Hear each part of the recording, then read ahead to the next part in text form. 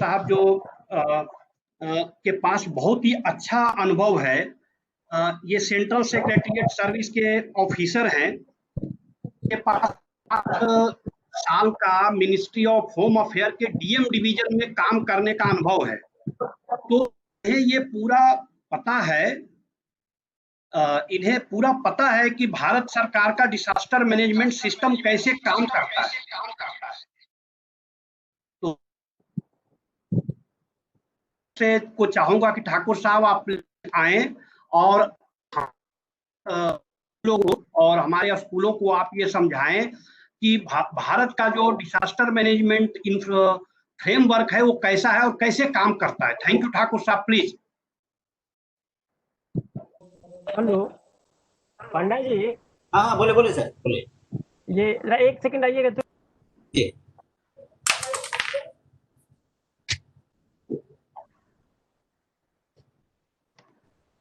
Hello,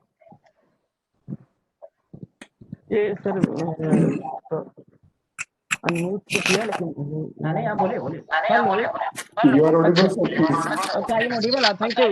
Thank you. Okay, good morning and thanks to the organizers for giving me this sort of opportunity to speak on this program, which is faculty development program come training workshop on school safety and DRR, being hosted by NIDM and Zone for Solutions.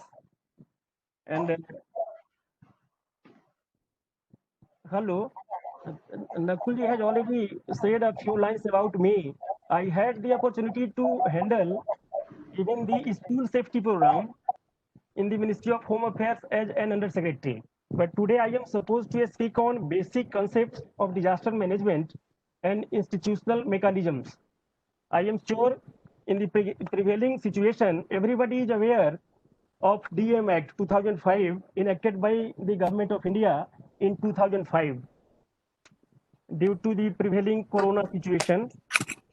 And I know all the participants are educated and know a lot about disaster management. Still, I would request you to go through the first page of the DM Act, which incorporates the intention of the Act for going for prevention and mitigation of the disasters. I would like to request you to go through the statement of objects and regions, which is very important to understand any act. The act is very well intentioned and hello. Yes sir, please. Yeah. बोले बोले। And if I am permitted to read out a few lines of the statement of objects and regions, I would like to share with you that DM Act 2005 provides for setting up of National Disaster Management Authority under the chairmanship of the Prime Minister, a State Disaster Management Authority under the chairmanship of the Chief Ministers, and District Disaster Management Authorities under the chairmanship of District Magistrates. So there are 3 layers in the Act. This has been provided in the Act at the national level, NDMA, state level, SDMA, and district level, DDMA. And the Act provides for concerned ministries and departments to draw up department-wide plans in accordance with the National Disaster Management Plan. You all are aware or may be aware that National Disaster Management Plan is prepared by the NDMA, and they have already done it, and it is available on their website. It provides for constitution. The Act also provides for constitution of NDRF, and IG NDRF was today our guest speaker. You are aware, and it also provides for constitution of and setting up of National Institute of Disaster Management. Bill also provides for constitution of different funds, namely Disaster Response Fund and National Fund for Disaster Mitigation, and similar funds at the state level and the district levels. It has provided a specific role for local bodies in disaster management, including Panchayati Raj institutions, as well as urban local bodies like municipalities. I would like to share first of all, what is the definition of disaster as per the Act? Because there are many definitions, and we generally follow our definition as provided in the DDR.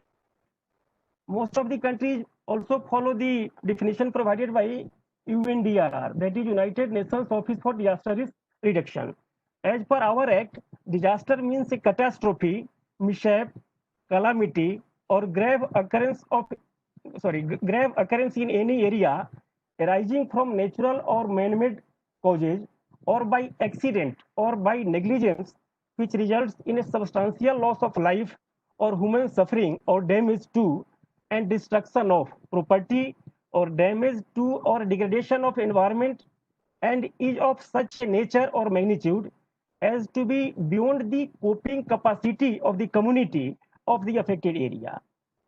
We need to focus on 2-3 points. That is, it needs to be a major catastrophe, mishap, calamity, and affecting the loss of impacting the lives of the people, their livelihoods, environment, and is beyond the coping capacity of that particular community. That is disaster. Now, I am coming to the disaster scenario prevailing in the world. We have got figures for the disasters of 2029. There is an institution, EMDAT, all you may be aware, Emergency Events Database, and they are collecting the data at a global level. According to their data, during 2019, 396 natural disasters were reported, and it resulted in the death of 11,755 people, affecting 95 million others and costing nearly $130 billion to the world economy. Number of such events in 2020 is slightly over the average of the last 10 years. Already 343 disasters have been reported to EMDAT this year. Asia remains the most vulnerable continent, with 40% of the disaster events reported all over the globe, and accounting for 45% of deaths and 74% of people affected by disasters globally. In the recent past, we have started learning new type of disasters such as summer heat. It was an unheard term a few years back, but now it is a reality. And during recent past, the summer heat affected Europe, more specifically France, Belgium, and Netherlands, with over 2,500 deaths in these countries.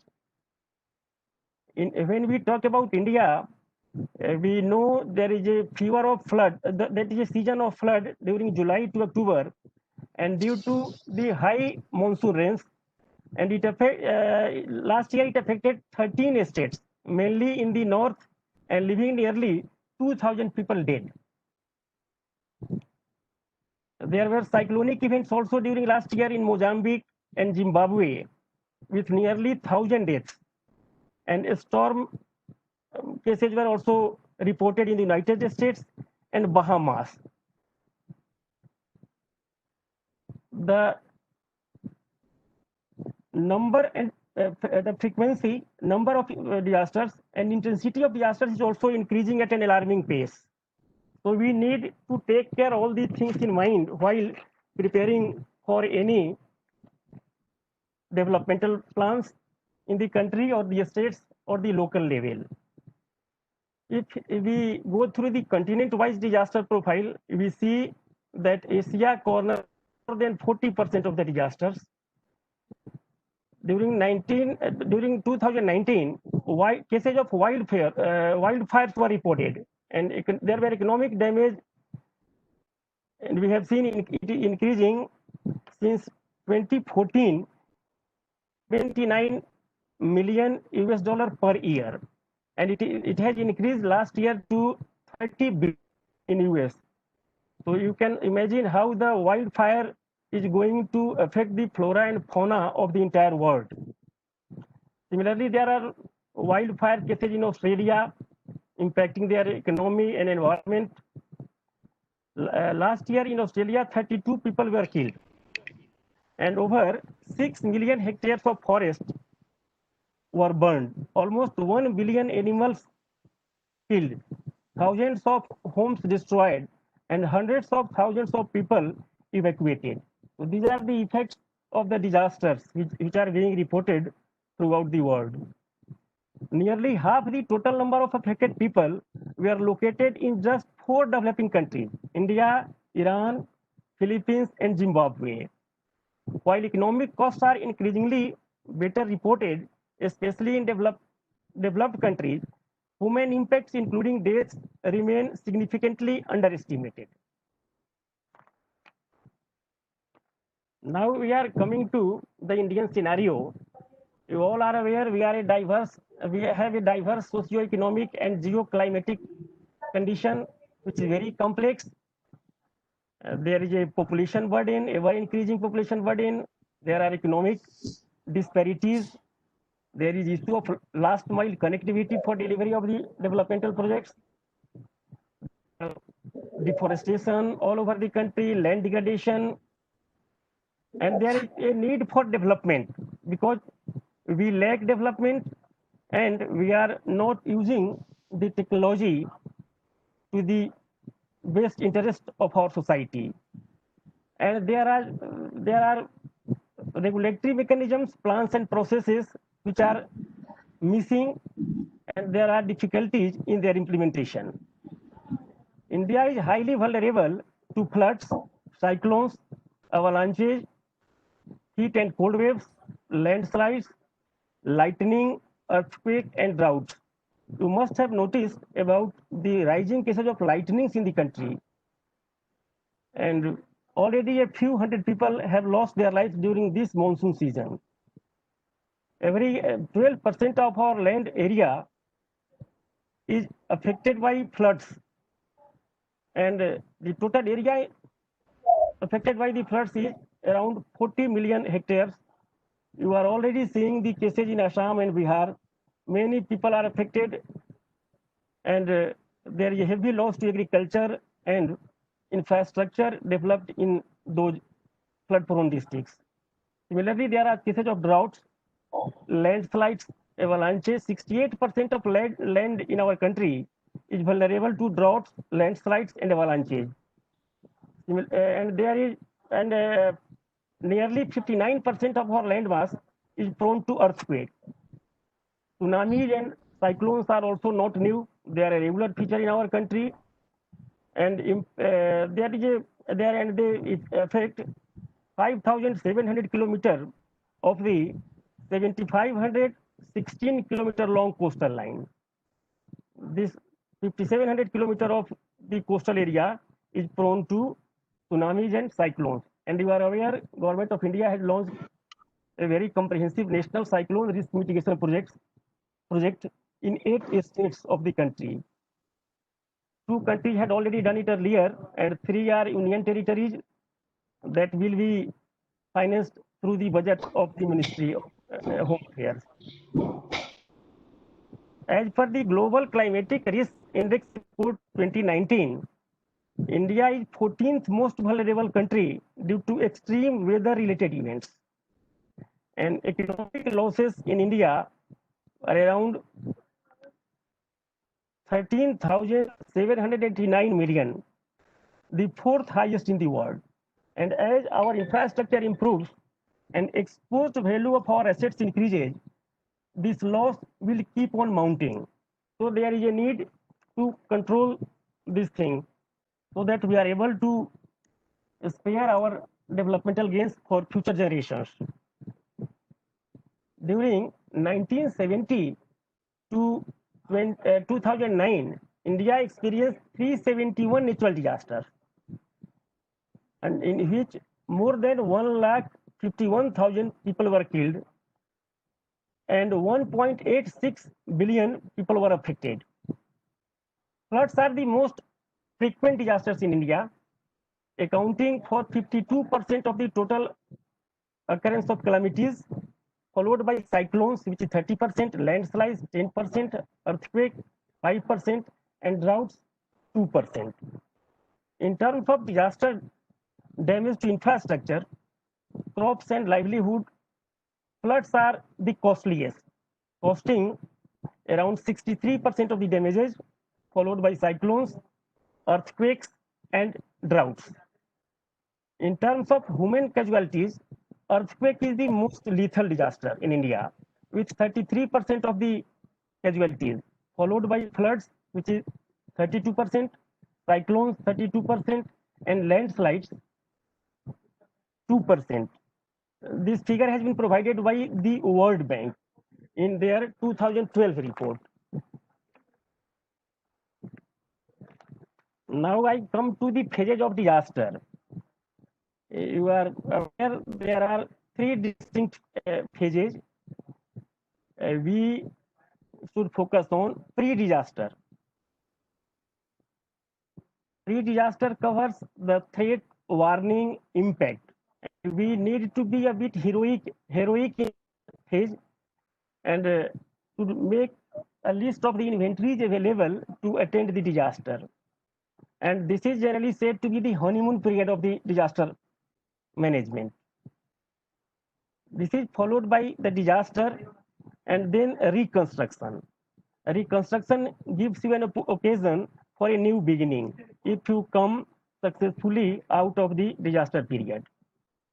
Certainly there are trigger factors, but we need to take care of them.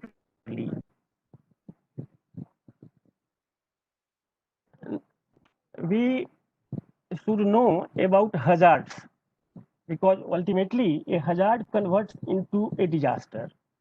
Hazards are defined as how potential a physical event is to cause loss of life or property. There is a term risk, which is probability of harmful losses or consequences, and V is vulnerability, physical, social, economic, and environmental. This increases susceptibility of an area or of a community to damage and loss. And C is capacity, that is strength and resources available within a community or society or organization to deal with disasters. So equation for disaster risk equation captures all these things: disaster risk, hazard, vulnerability, and capacity to cope.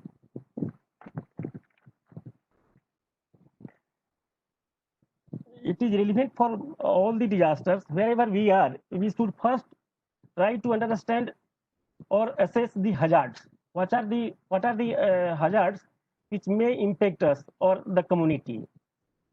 And for this, we need to also understand the underlying risk factors.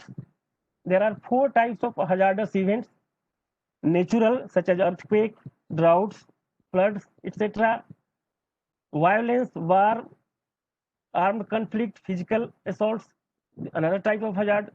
Next is environmental degradation, declining health, education, and other social services. And failing industrialized society, fire, gas leakage, transport collisions, these are the hazards we should assess. We should also focus on identification of main hazards in the area, in the house, in the school you are working. And for that, we need to understand the characteristics, assessment of trends, geographical area affected, and most likely seasons. Any warning signs which precede its appearance. This is the underlying risk factor if we focus on them. And for dealing with these hazards or disasters, we need to focus on capacity building. Even this exercise is also meant for your capacity building. So so that you are able to take efforts to mitigate the disasters arising in school, around your school, and in your family. Capacity building has been defined as all the strengths, attributes, and resources available within a community, society, or organization to be used to achieve agreed goals. And coping capacity is ability of people, organization, and systems using available skills and resources to face and manage adverse conditions, emergencies, or disasters. Organization and training of personnel is of paramount importance for increasing your capacity building. This is a process by which people, organizations, and society systematically stimulate and develop their capacities to achieve social and economic goals through improvement of knowledge, skills, systems, and institutions. So, important thing according to me is capacity building, because only by increasing your capacity you can be effective in mitigating a disaster. Similarly, there is a concept of vulnerability assessment.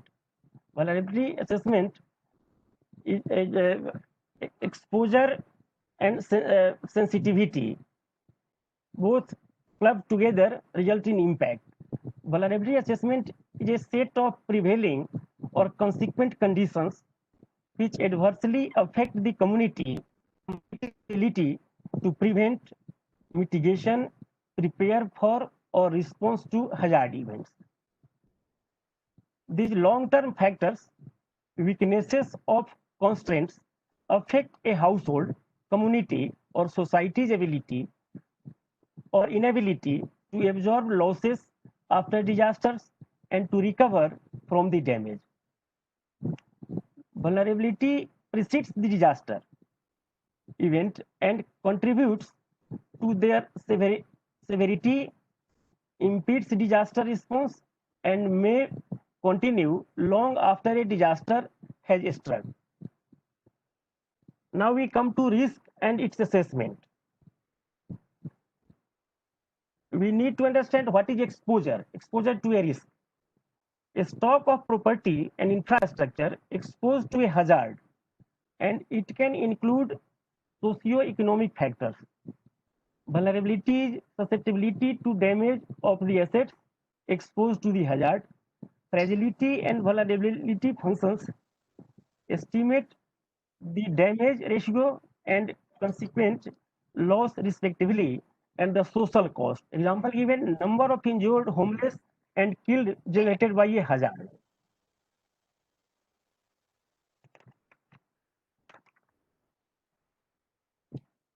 I am not making any presentation, so I am not able to explain how risk assessments and controlling risk and risk reporting are interrelated.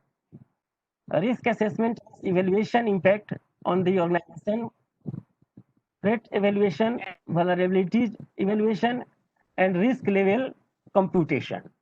And controlling risk includes avoiding risk, reducing risk, risk transfer, risk confirmation, containment, risk enrollment, and risk. Similarly, risk reporting involves documenting risk reporting, integration of the risk management processes. Now we come to know how can we reduce risk, because risk is hazard multiplied by exposure multiplied by vulnerability. We can improve our abilities to monitor and forecast hazard if we put efforts in understanding the underlying risk factors. We can understand hazard, and exposure is increased awareness of the hazards faced by communities and their exposure to them.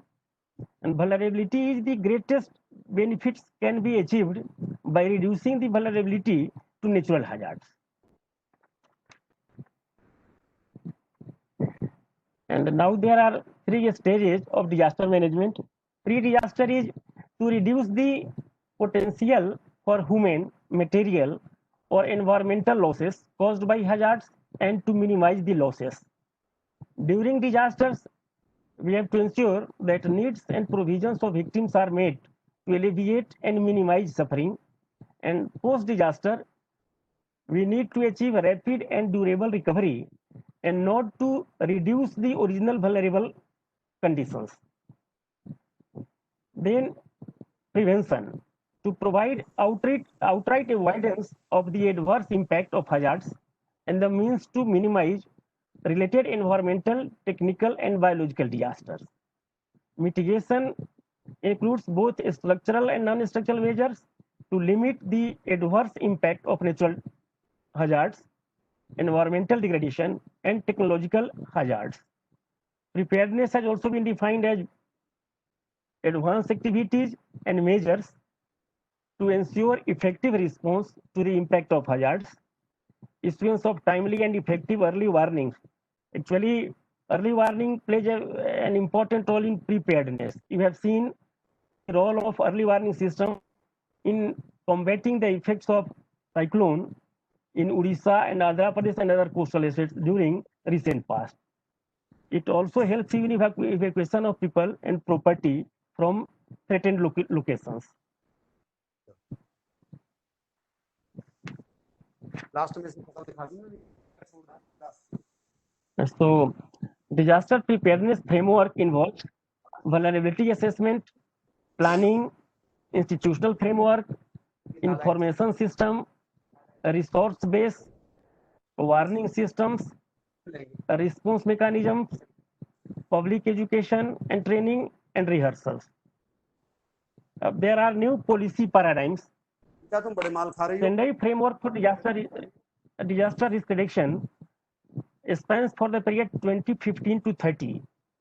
You are also aware about Paris Climate Agreement 2015 to 30, and there are SDGs goal, Sustainable Development Goals for 2015 and 30, and all these efforts, SFDRR and Paris Climate Agreement are meant to supplement the efforts of the international community for achieving the goals of sustainable development. 15-13. So you need to know and focus this thing. All the measures taken by the international community under SFDRR are an effort to help achieve sustainable development goals. And in SFDRR, we are seeing a transition from Hyogo framework for action to SFDRR. There were 4 priorities in HFA, that is Hyogo framework for action. Number, addressing underlying factors of risk. It became priority number 1 in SFDRR in the form of understanding disaster risk. Similarly, evidence-based and indicator-based assessments were focused in Hyogo framework for action, which have been given due importance in SFDRR also. Hyogo framework for action is already over, so we need to come on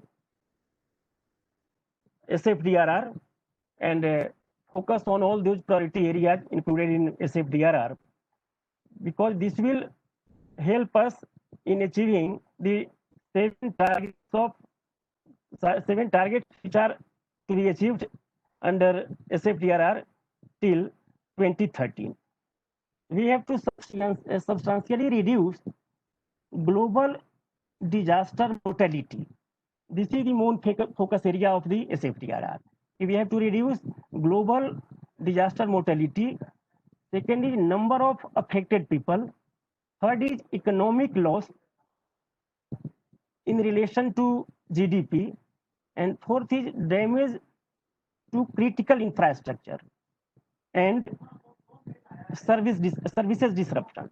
These 4 things, there are only 7 targets. These 4 things are to be reduced. I read it out once again. Global disaster mortality, number of affected people, economic loss in relation to GDP, and damage to critical infrastructure. These 4 things are to be reduced under SFDRR. And there we need to increase 3 things. Number of countries with national and local DRR strategies by 2020. International cooperation to developing communities, and availability and process to early warning system. We need to work on these 3 things to improve the conditions in the field of disaster management. Now there are issues in disaster management in India. By enacting this act, an effort was made for a paradigm shift, because earlier the disaster management included only relief-centric arrangements and systems developed by the British people in India. But after enactment of 2005 Act, efforts are being made to have a holistic view to the disaster management, and it covers prevention and restoration, mitigation, and preparedness. The report of the 15th Finance Commission is expected during this period, and Disaster Management Division has submitted its case with the cooperation of all the states and UTs. A representation has been submitted before the Finance Commission.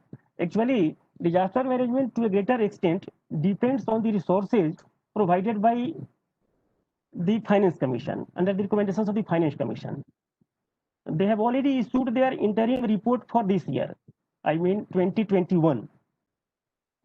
And Government of India has already released their first installment of central share of 11,092 crore to the states for making them available with funds to deal with coronavirus issues. And what all we are seeing in the newspapers and media reports is being financed through that first installment of the central share.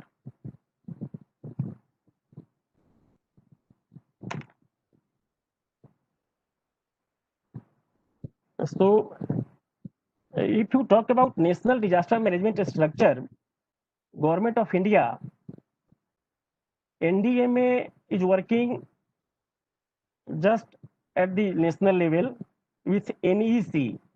NEC is a provision made in the Act. This National Executive Committee, it is headed by Home Secretary. And at the state level, the SDMA, as I have mentioned earlier, is headed by Chief Minister, and they are supported by SEC, a State Executive Committee, that is headed by Chief Secretary of the state. And at the district level, there is District Disaster Management Authority, which is headed by District Magistrate or DC, as in case with different nomenclatures in different states of the country. In addition to the structure, the old system of NCMC is still continuing. That is National Crisis Management Committee. National Crisis Management Committee is headed by Cabinet Secretary and includes members from important ministries, departments, and institutions of Government of India.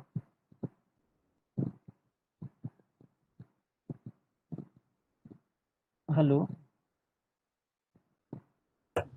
बिल्कुल आपकी आवाज आ रही ठाकुर साहब, बोलिए। Okay. So I was hello. हाँ बोलिए sir, बढ़िया आ रही है, आप बोलिए। So, okay, I was also dealing with National School Safety Program, as mentioned earlier. This was a centrally sponsored program and was approved at a cost of total 48.47 crore as a demonstrative project during June 2011, and it was to be completed within 2 years by 2013 under the aegis of National Disaster Management Authority. And the important outcomes of the project envisaged were to save lives and prevent injuries to school children, teachers, and other staff of the school by undertaking capacity building, training, awareness generation activities, and reducing underlying risks in existing school buildings, both structural and non-structural, by conducting risk and safety assessments, and strengthening weak structure by adopting appropriate measures.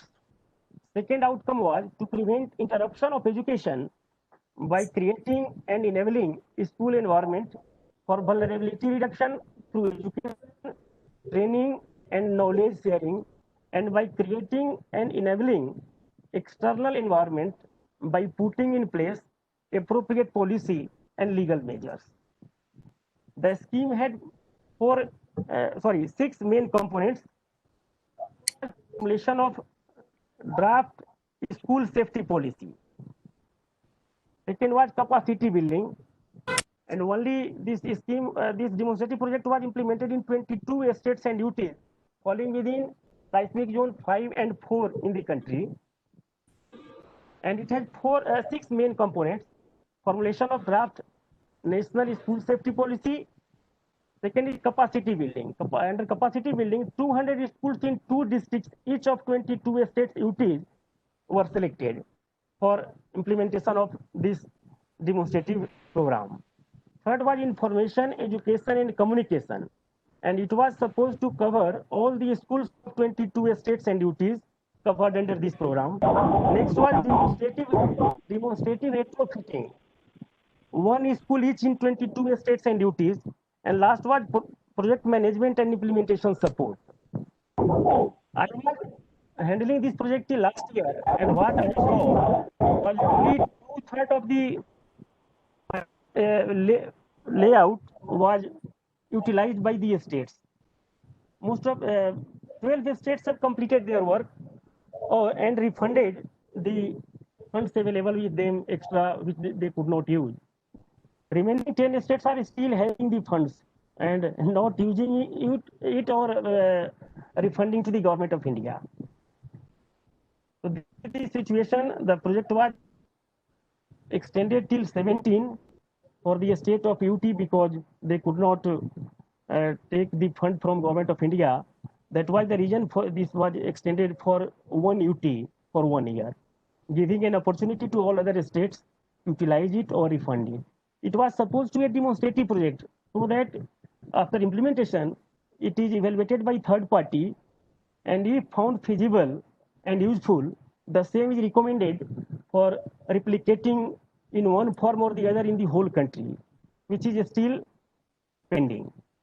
This is the thing about National School Safety Program from my side. Thank you.